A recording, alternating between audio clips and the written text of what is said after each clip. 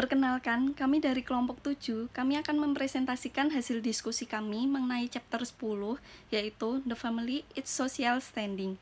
Di sini ada saya sendiri, Inesia, dan rekan saya Gabriela, Ronaldo Alfian, dan Ricardo Steady. Langsung saja saya akan menjelaskan pengertian keluarga.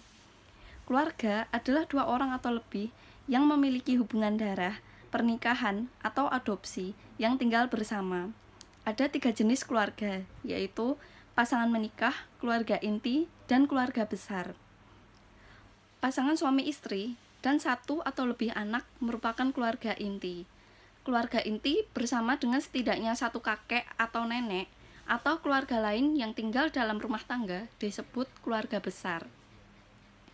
Selanjutnya, pada tabel 10.1 itu ada beberapa foto para pasangan suami istri dan mobil. Siklus hidup keluarga adalah variabel komposit yang menggabungkan pernikahan status, ukuran keluarga, usia anggota keluarga, dan status pekerjaan kepala rumah tangga, dan kemudian menggolongkan keluarga ke dalam tahap kas. Keempat iklan dalam gambar 10.1 ini menampilkan model-model mobil Toyota yang melayani berbagai jenis keluarga. Yang pertama adalah Toyota Auris. Toyota Auris ini adalah mobil sport dan ini diperuntukkan oleh para bujangan dan para pasangan yang baru saja menikah yang belum mempunyai anak. Jadi mereka ingin menikmati kehidupan baru mereka secara bersama. Selanjutnya adalah Toyota Yaris. Nah, ini diperuntukkan untuk pasangan muda yang mungkin merasa cemas dengan keuangan mereka sehingga mereka mencari mobil yang harganya wajar dan tidak terlalu mahal. Selanjutnya adalah Toyota Verso. Ini adalah mobil keluarga 7 kursi yang menampilkan gaya dan kenyamanan yang elegan. Jadi 7 kursi ini diperuntukkan untuk keluarga besar atau pasangan suami istri yang memiliki banyak anak. Selanjutnya adalah Toyota Avensis. Ini tersedia sebagai sedan dan memiliki desain yang disempurnakan dan multimedia layar sentuh. Selanjutnya adalah Family is a socialization agent. Socialization mengacu pada proses mengajar orang berperilaku dengan cara yang dapat diterima di kalangan masyarakat mereka. Dalam konteks pemasaran, peran keluarga yang paling penting adalah sosialisasi keluarga. Jadi di dalam keluarga diajarkan untuk saling berinteraksi sehingga akan timbul sosialisasi. Selanjutnya, consumer socialization yang diefektifkan sebagai proses di mana anak-anak memperoleh keterampilan, pengetahuan, sikap, dan pengalaman yang diperlukan untuk berfungsi sebagai konsumen. Jadi di sini anak-anak diajarkan oleh orang tua mereka bagaimana keterampilan, pengetahuan, sikap, dan pengalaman sebagai konsumen. Selanjutnya, socialization agent. Orang atau organisasi yang terlibat dalam proses sosialisasi karena frekuensi kontak dengan individu dan kontrol atas hadiah dan hukuman yang diberikan kepada individu. Setelah terjadi interaksi, itu ada sosialisasi. Jadi dalam sosialisasi itu ada antar keluarga, kelompok maupun individu. Selanjutnya, pada tabel 10.2, 10.3, dan 10.4 itu menunjukkan bahwa ibu adalah sosialisasi konsumen yang lebih kuat daripada ayah. Karena ibu lebih banyak menghabiskan waktu dengan anak-anaknya, sehingga ibu dapat mengontrol paparan anak-anak mereka ke pesan komersial. Selain itu, para ibu paling sering memberikan instruksi dalam keterampilan yang dibutuhkan untuk menjadi konsumen. Jadi, ibu mengajarkan anak-anak mereka bagaimana konsumen itu.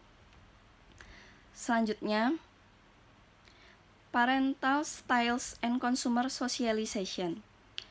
Di sini ada 4 tipe orang tua, yaitu indulgent parents, neglecting parents, authoritative, dan authoritarian parents. Selanjutnya pada tabel 10.5 ini ada permissive, restrictive, very nurturing, dan not nurturing. Pada permissive very nurturing, di sini ada orang tua yang memanjakan, yang sangat mengasuh, dan sangat permisif selama sosialisasi konsumen. Selanjutnya, permissive not nurturing. Ini orang tua mengabaikan, sangat permis, tetapi memberi anak-anak mereka sedikit atau tidak ada pengasuhan selama sosialisasi konsumen. Selanjutnya, very nurturing, restrictive. Ini orang tua yang otoritatif, yang sangat memelihara dan juga sangat membatasi sehubungan dengan sosialisasi konsumen.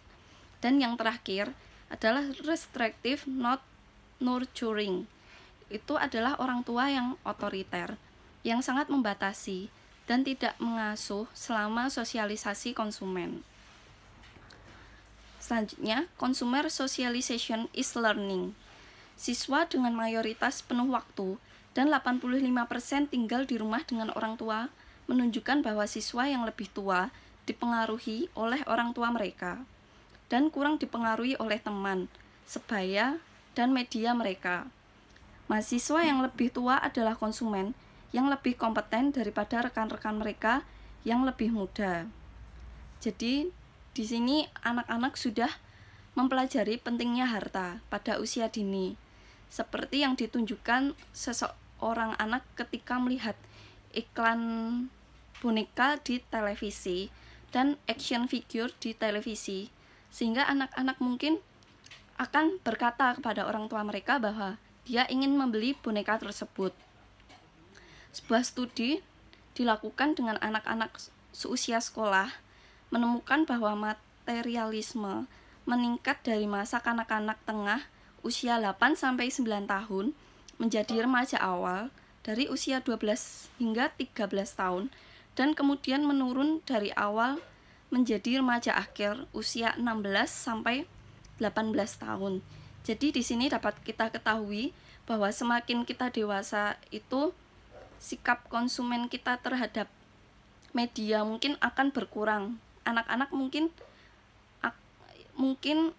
ingin membeli sesuatu itu apa yang mereka lihat, dan orang yang lebih tua itu lebih ke apa yang mereka butuhkan. Selanjutnya, adult and intergenerational consumer socialization. Proses sosialisasi ini berlangsung dimulai pada anak usia dini dan diperpanjang sepanjang hidup seseorang. Setelah masa kanak-kanak sebagai remaja dan remaja, konsumen muda terus belajar tentang konsumsi dan banyak yang menjadi skeptis tentang beberapa aspek pemasaran. Satu studi menemukan bahwa remaja yang status sosialnya menengah ke atas itu kurang skeptis terhadap iklan. Sebaliknya, orang yang status sosialnya menengah ke bawah itu lebih skeptis terhadap iklan. Jadi, penelitian ini menemukan bahwa penggunaan internet berhubungan negatif dengan skeptisme. Begitu juga dengan anak-anak, mereka lebih kurang skeptisme terhadap iklan maupun produk yang dipasarkan. Kemudian orang yang remaja hingga tua itu lebih bisa skeptis terhadap iklan. Selanjutnya, the family's supportive roles. Keluarga memiliki beberapa fungsi yang mendukung, yaitu adalah bagian dari proses sosialisasi dan konsumen tingkah laku. Yang pertama adalah economic well-being. Fungsi ekonomi paling penting dari keluarga adalah untuk menyediakan sumber daya keuangan bagi para anggotanya dan mengalokasikan pendapatannya dengan cara mendukung semua anggota secara memadai. Jadi di keluarga ini ada akomodasi atau sumber daya uang itu untuk kebutuhan keluarga tersebut, mungkin untuk membeli sesuatu maupun liburan. Nah, di sini ada tabel yang menunjukkan rata-rata keluarga Amerika Serikat menghabiskan uangnya selama 1 tahun. Pengeluaran terbesar adalah untuk perumahan, transportasi, maupun liburan. Selanjutnya adalah emotional support. Fungsi inti keluarga adalah memberi para anggotanya cinta, kasih sayang, dan keintiman. ketika sebagian besar wanita tidak memiliki pekerjaan atau wanita menjadi ibu rumah tangga itu dia memiliki sebagian besar dukungan emosional ke anaknya. Begitu juga sebaliknya, kalau ibunya kerja dan ayahnya yang berada di rumah, itu akan menjadi tanggung jawab ayah untuk memberikan dukungan emosional kepada anak-anak mereka. Kalau kedua orang tua mereka bekerja, mungkin bisa dialokasikan ke konsultan maupun psikolog. Dan yang terakhir, suitable family lifestyle. Apa yang orang lihat sebagai cerminan gaya hidup orang cocok, pengalaman mereka saat tumbuh dewasa. Orang tua mereka prioritas mengenai pembelajaran, pendidikan, kegiatan, rekreasi, hobi, penentuan tujuan karir, paparan media, kebiasaan belanja adalah bagian dari gaya hidup yang ditiru anak-anak. Jadi di dalam keluarga ketika orang tuanya belanja itu kemudian akan ditiru oleh anak-anaknya, bagaimana cara orang tua itu berbelanja.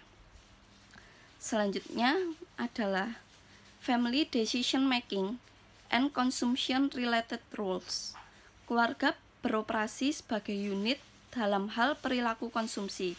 Secara khusus, pemasar fokus pada pengambilan keputusan suami istri. Pengaruh relatif masing-masing anggota keluarga mengenai konsumsi, peran anak-anak dalam pengambilan keputusan keluarga, dan berbagai peran yang anggota keluarga dapat asumsikan mengenai pembelian, penggunaan, pemeliharaan rumah, produk, dan layanan.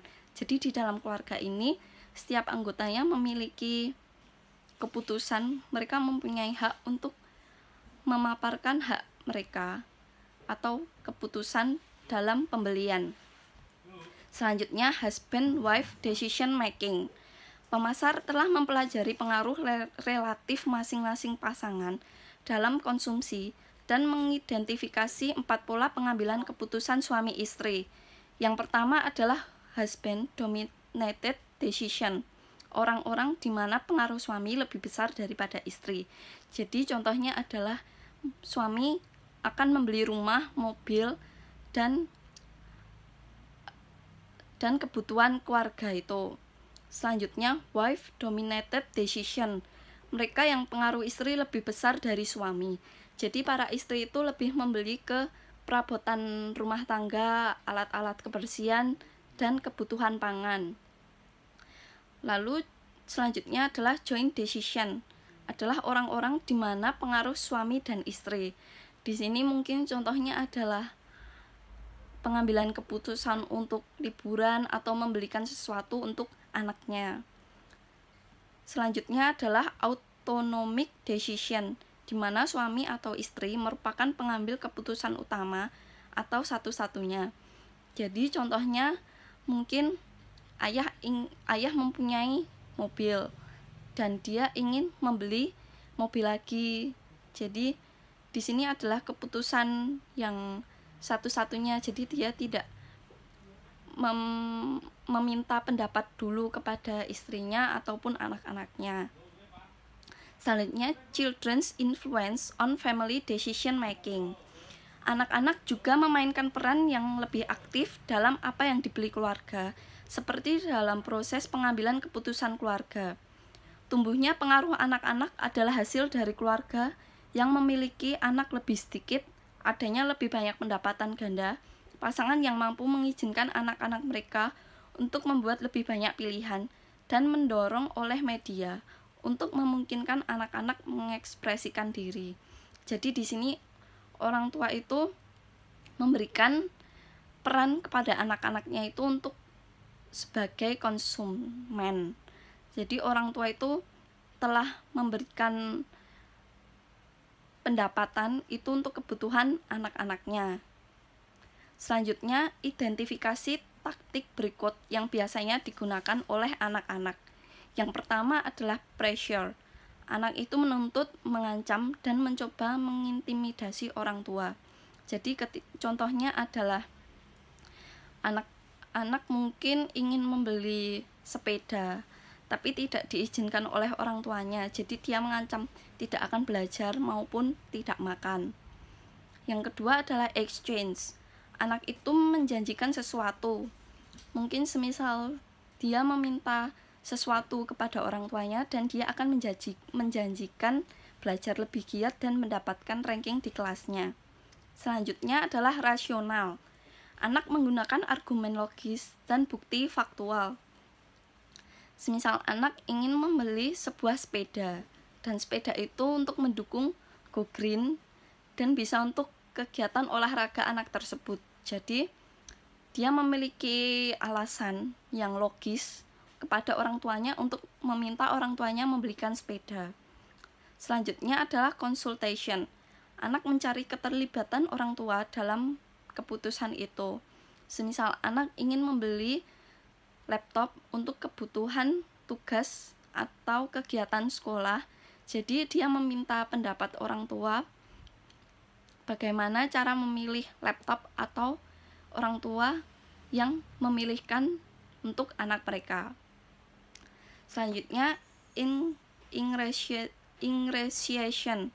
Anak mencoba untuk membuat orang tua dalam suasana hati yang baik terlebih dahulu dan kemudian membuatnya permintaan. Semisal ketika ayah pulang kerja dan anak akan menghampiri ayah dan memberikan teh atau memijati ayah. Nah, ayah itu akan mendapatkan suasana hati yang baik, sehingga anak tersebut akan memanfaatkannya untuk memberikan permintaan sesuatu kepada ayahnya. Selanjutnya, children are three markets. Seseorang pakar pemasaran untuk anak-anak menunjukkan bahwa anak-anak harus dibagi menjadi 3 yang terpisah pasar. Banyak pemasar dapat menerapkan kerangka kerja ini untuk menargetkan berbagai segmen pasar anak-anak.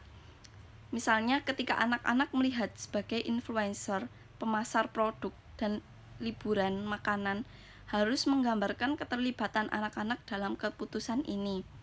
Tetapi harus melakukannya dalam dengan cara halus, tidak menampilkan anak-anak menekan orang tua mereka untuk membeli produk. Selain itu, mengenal bahwa anak-anak membentuk preferensi merek sejak dini, pemasar harus menunjukkan betapa bersyukurnya anak-anak ketika orang tua membeli merek tertentu. Selanjutnya, measuring family decision making.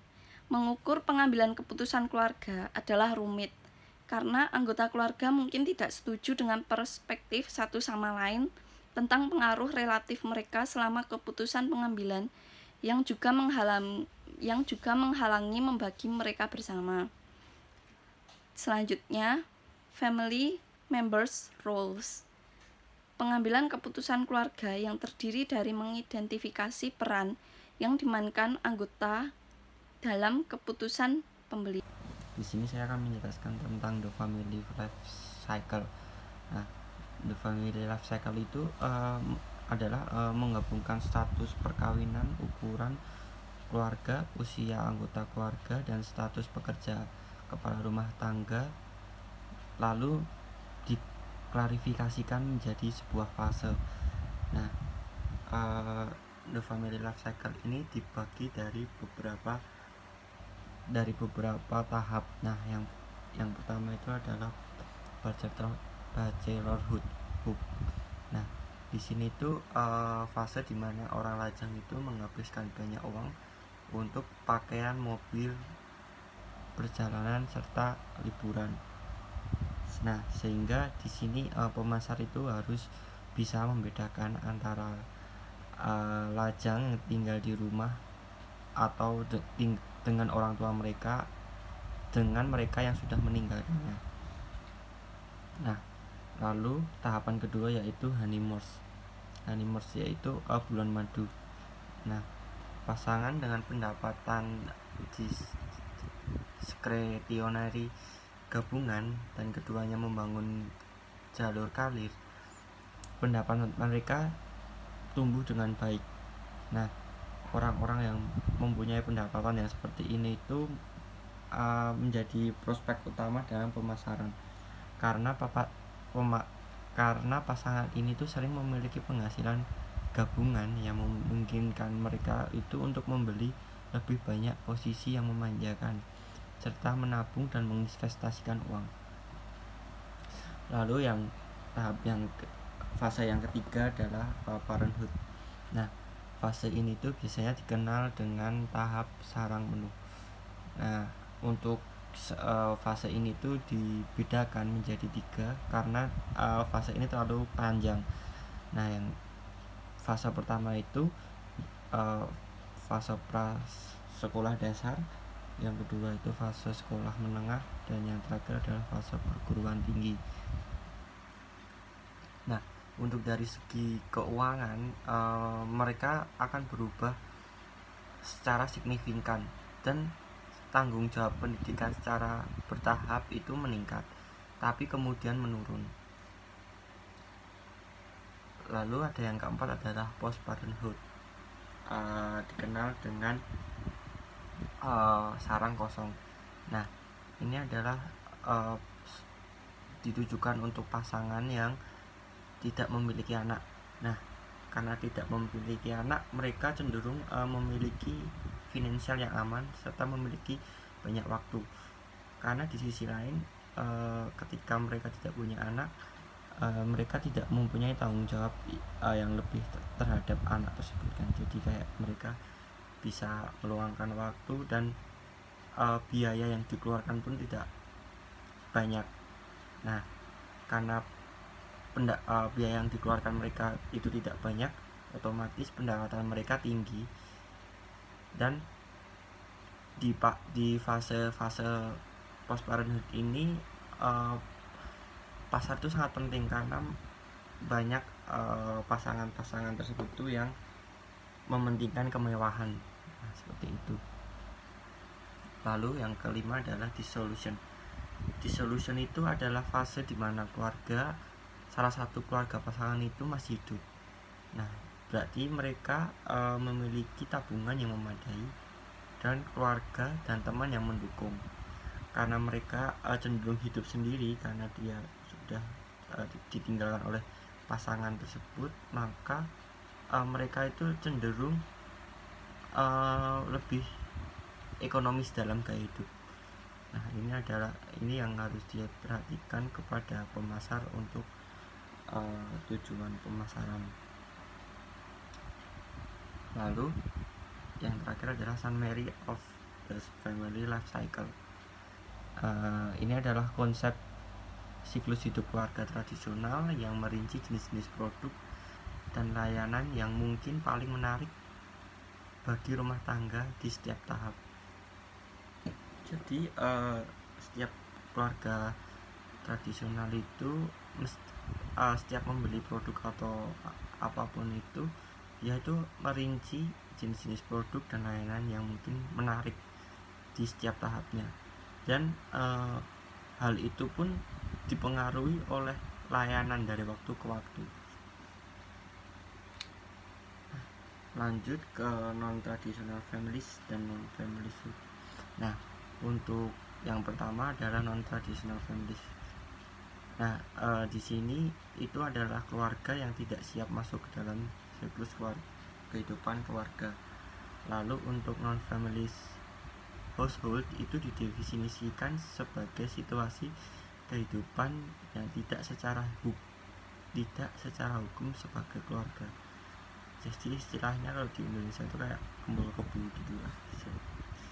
Nah, untuk klarifikasinya itu ada konsumen behavior of non-traditional families and household. Nah, di sini itu ketika rumah tangga mengalami perubahan status pola konsumsi dan preferensi mereka berubah, itu menguntungkan bagi pemasar. Karena di sini maksud dari perubahan status pola konsumsi dan preferensi mereka berubah itu mungkin ada suatu perpisahan seperti perceraian atau mereka diharuskan tidak satu rumah lagi atau ya, istilahnya seperti itu kan berarti otomatis mereka harus menemukan tempat tinggal baru perabotan baru dan mencari pekerjaan. Nah, ini adalah suatu strategi yang baik bagi pemasar, karena di sini mereka akan sering menghubungi pihak-pihak yang pihak-pihak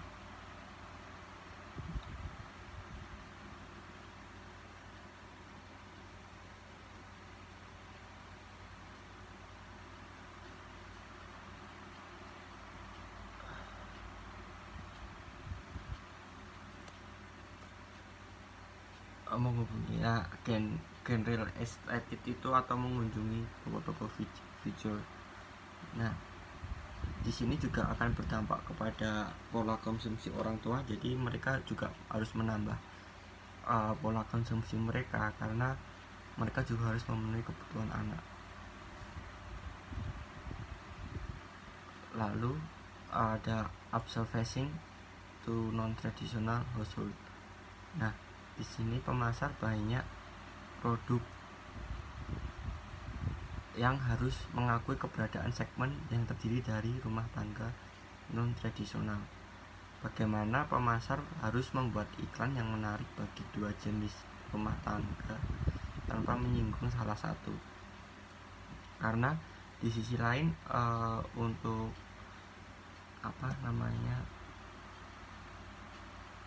keluarga tradisional mungkin akan bereaksi negatif terhadap penggambaran rumah tangga non tradisional. Jadi bagaimana cara pemasar itu harus mengiklankan sesuatu yang tidak konservatif, seperti itu. Lalu yang terakhir adalah dua sponsor work involvement household clarification. Nah, di sini adalah mengklarifikasikan sebuah yang disebut dengan keterlibatan kerja dengan menunjukkan bahwa karir itu mempengaruhi pola konsumsi. Saya mengambil contoh ketika pasangan suami istri itu tidak bekerja tetapi suaminya berpenghasilan rendah, maka pola konsumsi mereka sangat kurang bergizi dalam segi makanan. Mereka akan mengonsumsi banyak makanan cepat saji. Tapi sebaliknya, pasangan karir ganda yang memiliki pekerjaan yang sangat tinggi dan mengonsumsi makanan yang sehat, pasti dia akan mengonsumsi banyak makanan sehat dan sedikit dan makan makanan yang enak. Di sini saya akan menjelaskan posisi sosial dan perilaku konsumen. Yang pertama, pengertian kelas sosial. Kelas sosial adalah pembagian anggota suatu masyarakat ke dalam hierarki kelas status yang berbeda. Yang kedua, kelas sosial dan status sosial. Kelas sosial berasal dari status sosial, yang merupakan tingkat prestis yang dimiliki oleh anggota satu kelas sosial dibandingkan dengan anggota kelas sosial lainnya. Menurut teori perbandingan sosial, individu membandingkan properti mereka dengan milik orang lain untuk menentukan posisi sosial relatif mereka. Selain itu juga, dua demografi lain yang menentukan status sosial adalah status pekerjaan dan pencapaian pendidikan. Kemudian, kelas sosial adalah hierarki dan sering digunakan untuk segmen konsumen. Kategori kelas sosial diberikan peringkat dalam hierarki, mulai dari status rendah hingga tinggi. Kemudian saya juga akan menjelaskan tentang mengukur kelas sosial. Kelas sosial dapat diukur secara subjektif atau juga objektif. Langkah-langkah subjektif terdiri dari meminta orang untuk memperkirakan kelas sosial mereka sendiri. Ukuran subjektif ini khas terdiri dari pertanyaan-pertanyaan seperti berikut. Ketika penelitian menggunakan ukuran subjektif dari kelas sosial, banyak orang mengidentifikasi diri mereka sendiri, sering salah atau juga sebagai milik kelas menengah. Faktanya, kebanyakan orang, baik di Amerika Serikat dan negara-negara lainnya, dan budaya, cenderung mengklasifikasikan diri mereka di strata tengah. Kemudian, ukuran objektif terdiri dari variabel demografis dan mengajukan pertanyaan-pertanyaan faktual kepada responden tentang diri mereka sendiri, keluarga mereka, atau juga tempat tinggal mereka. Ukuran objektif kelas sosial mencakup satu atau lebih variabel seperti pekerjaan, total pendapatan, pendidikan, dan juga faktor terkait lainnya. Pendudukan. Pekerjaan orang mencerminkan posisi sosial mereka relatif terhadap anggota lain dari masyarakat yang sama. Lalu ada pendidikan. Semakin banyak pendidikan yang dimiliki, semakin besar juga kemungkinan mereka dibayar dengan baik. Lalu, pendapatan. Penghasilan individu atau keluarga sering digunakan untuk mengukur status sosial. Dan juga yang terakhir, tindakan multivariabel. Indeks multivariabel terdiri dari lebih dari satu variabel demografis dan menggabungkan beberapa faktor sosial ekonomi untuk menentukan status sosial kelas. Tindakan multivariabel yang paling banyak digunakan adalah yang pertama, indeks karakteristik status, yaitu adalah ukuran tertimbang dari variabel sosial ekonomi seperti pekerjaan, sumber pendapatan, tipe rumah, dan juga area tempat tinggal. Yang kedua, ada skor status sosial ekonomi atau SIS, dikembangkan oleh Biro Sensus, menggabungkan tiga variabel sosial ekonomi seperti pekerjaan, pendapatan keluarga, dan pencapaian pendidikan. Saya Gabriela, terima kasih. Bagian selanjutnya adalah membahas mengenai karakteristik dan perilaku konsumen kelas sosial. Yang pertama adalah mobilitas kelas atas. Menurut orang Amerika, mobilitas kelas atas itu adalah peralihan individu menuju pada tingkat yang lebih tinggi karena ketersediaan sumber daya serta pendidikan yang lebih luas.